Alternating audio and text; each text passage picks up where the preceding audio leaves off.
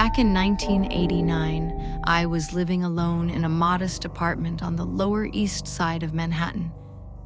I had lived there for years and never really considered the place anything more than a convenient spot close to work, the subway, and a handful of friends. My life back then wasn't particularly interesting or unstable. If anything, I was stuck in a routine that made the days blend together, which is probably why the strange things that started happening stood out so much. It began with waking up at the same exact time every night, 3 a.m. I'm not talking about once or twice a week. I mean every single night for almost 3 weeks straight.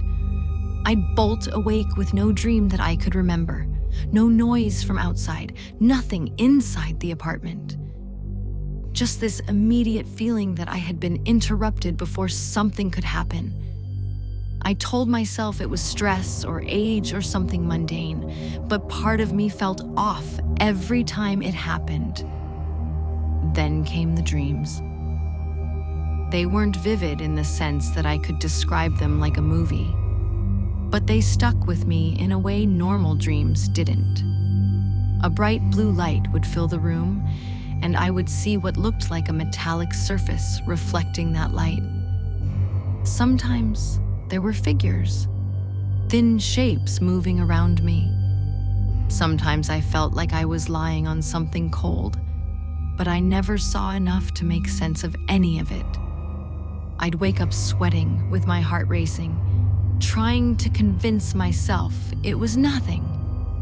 One night, I woke up feeling sure someone had whispered my name right next to my ear, even though I was alone. It startled me so much that I jumped out of bed and turned on every light in the apartment.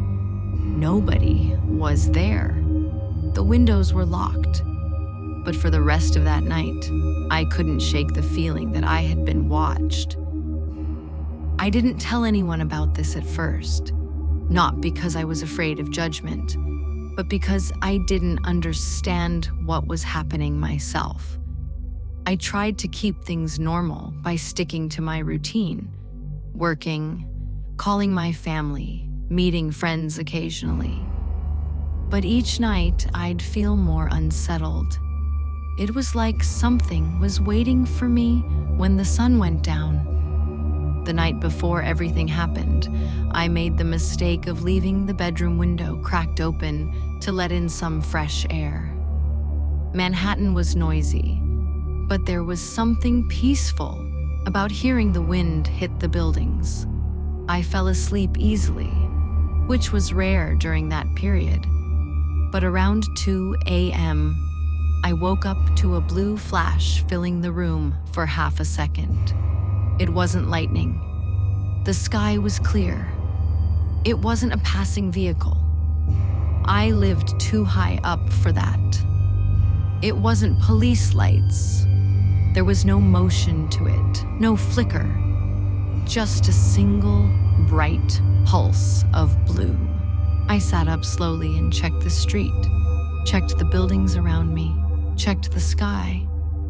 Everything was still, too still. I tried to tell myself it was my eyes playing tricks on me and eventually fell back asleep, but it wasn't restful. I kept waking up every hour, feeling like I had been on the edge of something, but kept slipping away from it before fully understanding what it was. When the night of the actual event came, I remember feeling tired in a way I don't normally get. Not physically exhausted, more like mentally drained, like my body was trying to shut down before something stressful.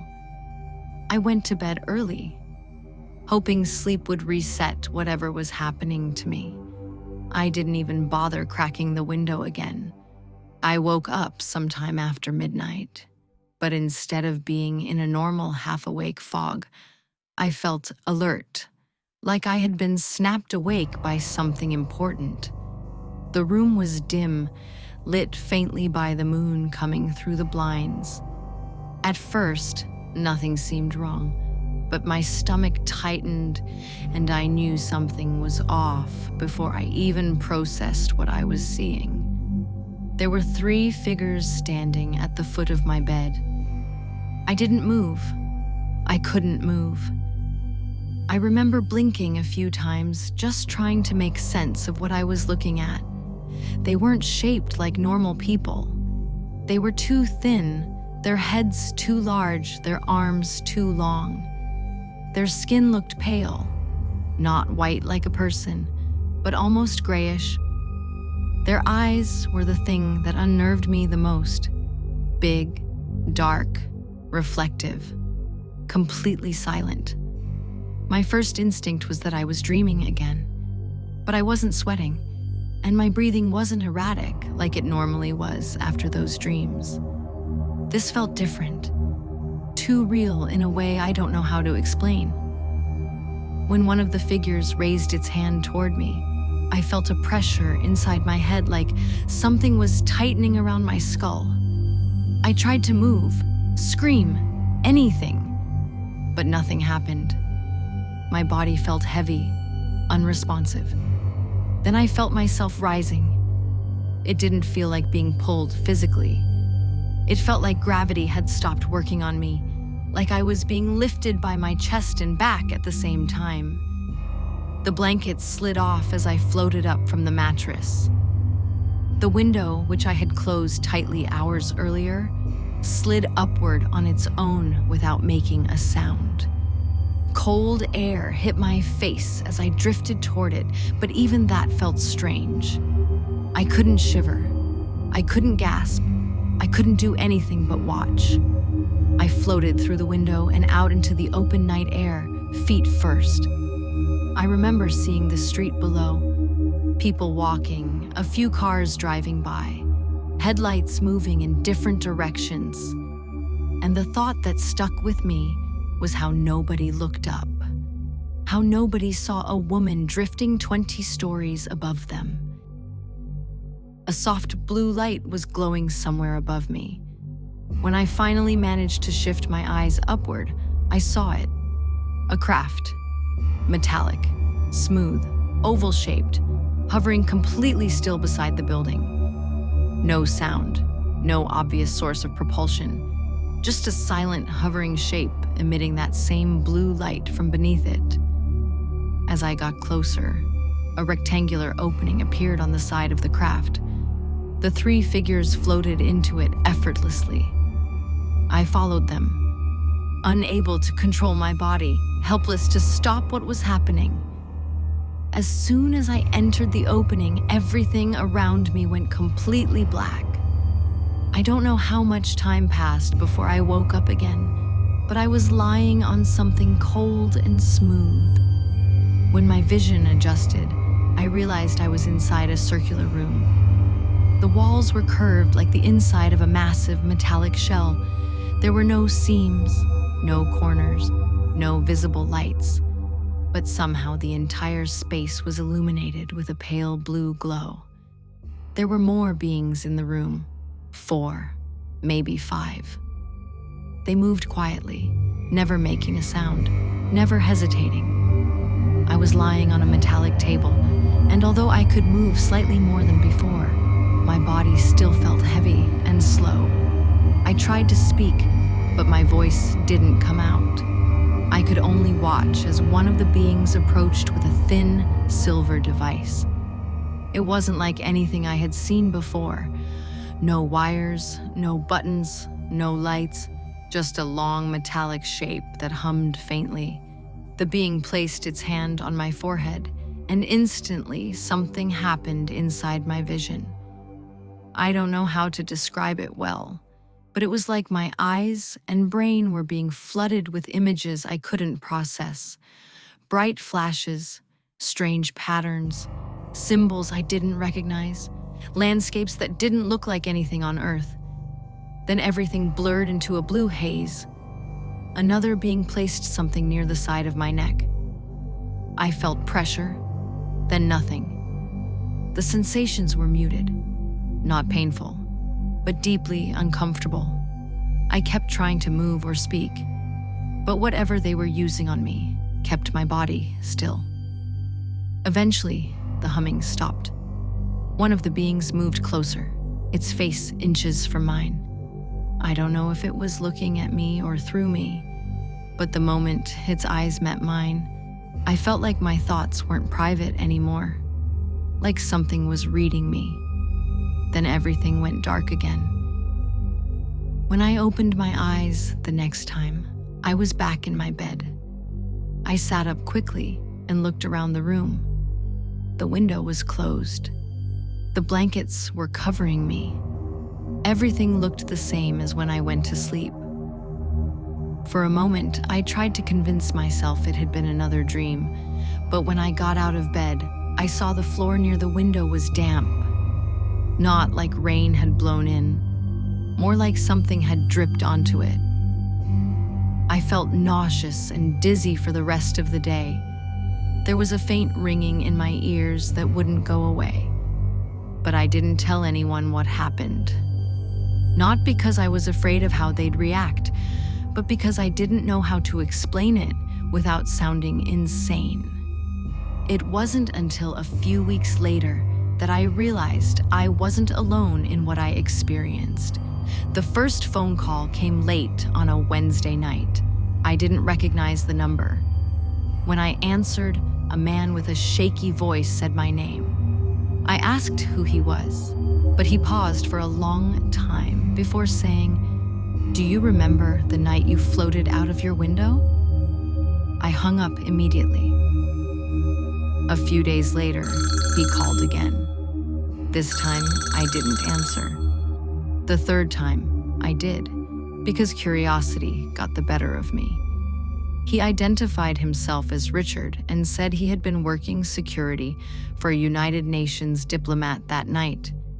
He and his partner, Dan, had been driving on the FDR Drive and saw a woman floating out of a high-rise building enveloped in a blue light. They saw a craft hovering beside it. They saw everything I remembered.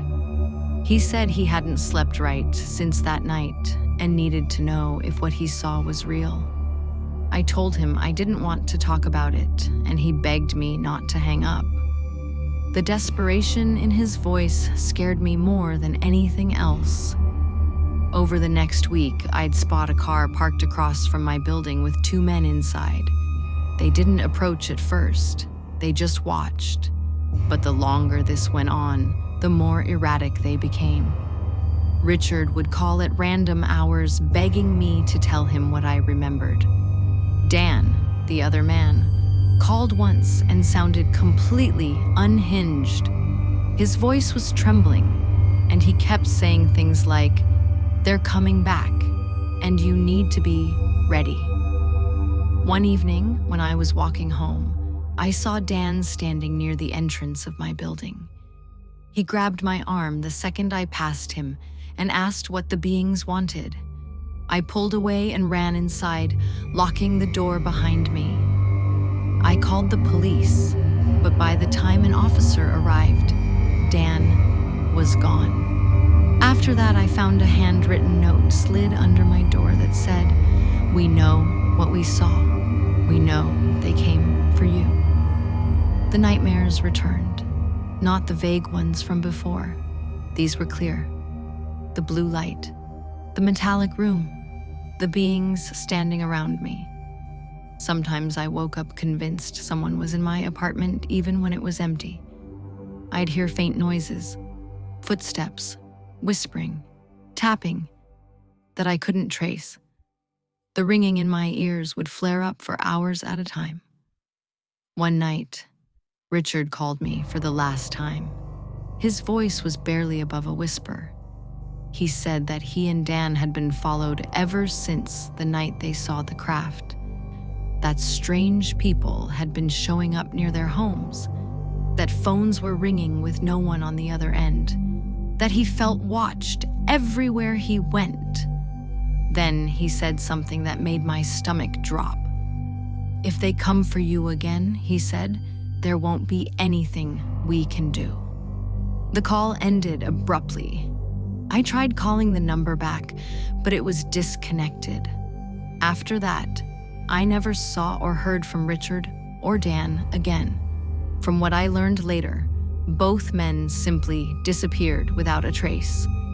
The same night, Richard vanished. I woke up at exactly 3 a.m. again. My room was pitch black except for a faint, blue glow coming from the hallway. At first, I thought it was my apartment light malfunctioning, but when I listened closely, everything was silent. I tried to sit up, but the same heavy feeling from before settled into my limbs. I heard slow footsteps outside my bedroom door. They weren't heavy like a person's. They were light, almost deliberate. The doorknob moved slightly. Not a full turn, just enough to make me stop breathing. The blue glow grew brighter, creeping across the floor toward my bed. I tried to scream, but it felt like my voice had dissolved in my throat. Every part of me was frozen. I could feel something standing on the other side of the room, but I couldn't move my head to look. Then the same pressure hit my skull, that internal squeeze that made my vision blur. Everything went black again. I don't know how much time passed before I woke up, but it was morning. The door was closed, the windows were sealed. The apartment looked normal, except for the floor beside my bed. There were small footprints, wet, thin, not shaped like human feet, leading from the window toward the door. I cleaned them, but I couldn't stop thinking about them. I tried telling myself it was condensation or water from outside, but the shape was too deliberate, too defined. Since that night, the dreams haven't gone away. The ringing in my ears hasn't stopped. I still wake up at 3 a.m. at least twice a week. Sometimes I swear I see a blue flicker at the edge of my bedroom door, like a reflection from nowhere. Other times, I'll wake up with the feeling that someone was standing over me moments before I opened my eyes. I haven't slept with the window open once since all of this started. I haven't heard from Richard or Dan. I haven't found any explanation that makes sense. And despite how much time has passed, I still don't feel like the things that took me are done with me. People laugh when they hear stories about alien abductions. I used to laugh too. But what happened to me wasn't a dream or a hallucination. Whatever those beings were, they were real. The craft was real. The things they did to me were real. And the worst part isn't what they did. It's knowing they can come back any time they want. I woke up last night at exactly 3 a.m. again. My chest felt tight. The room was dark. I listened carefully and didn't hear anything. But when I finally got the courage to look at the window, it was slightly open, and the blue light was shining through it.